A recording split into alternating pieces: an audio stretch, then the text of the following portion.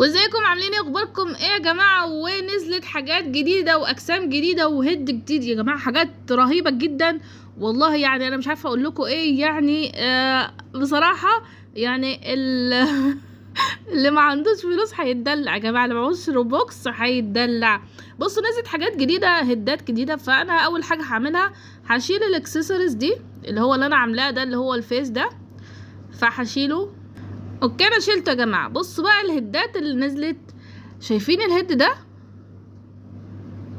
شايفين الوش ده متحرك يا جماعه. شايفين الوش رهيب. بصوا ده بقى معرفش، ده اول المفروض ان هو كان حلو بس قلب بصلعه. بس ده حلو، ده حلو يا جماعه، ده حلو. ده مطول شويه، ده مطول شويه بس مش عارفه ليه. يعني بصوا ده ايه الكوره دي؟ بصوا يا جماعه، ايه ده؟ بلوزه دي ولا ايه؟ ايه ده؟ بص ده اللي مضايقني. ده مش عارف ممكن ينفع يعني يتعمل، بس ايه ده؟ ايه ده؟ معلش راسي داخله فيا، دخلت في رقبتي. هو ده اكتر واحد يا جماعه حلو وعجبني. بصوا كمان ده يا جماعه، ده بيبقى زي كانك عامل هيدلس. تمام؟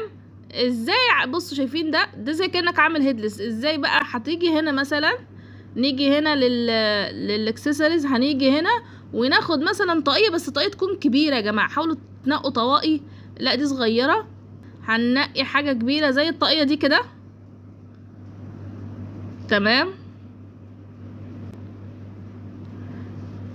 زي كأني عاملة هيدلس. سيبك من البتاع اللي باين ده.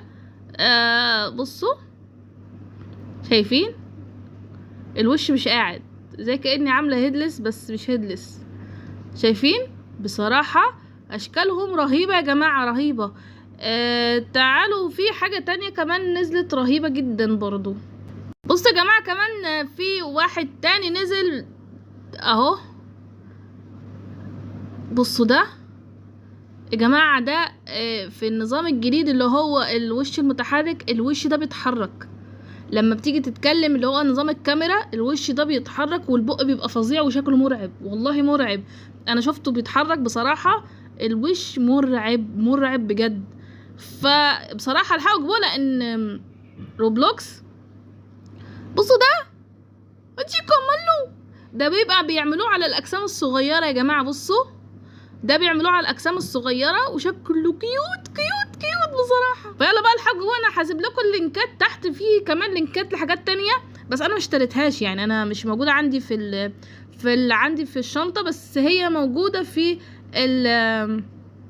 الشوب يعني. فانا هديكم اللينكات عشان تدخلوا عليها على طول، لانها مش بتتلاقى بسهوله بصراحه. يعني انا بدور عليها مش بلاقيها بسهوله.